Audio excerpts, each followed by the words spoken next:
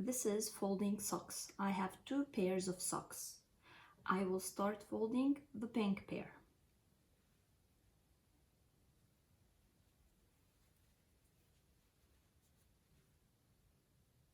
Now I will fold the white pair.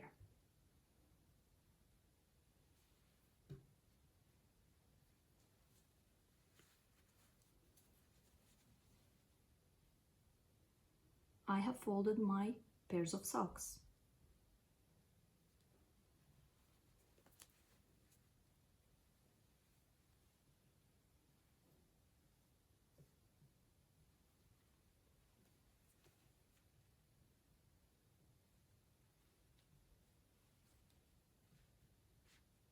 I have finished this activity, but you are welcome to repeat it as many times as you want.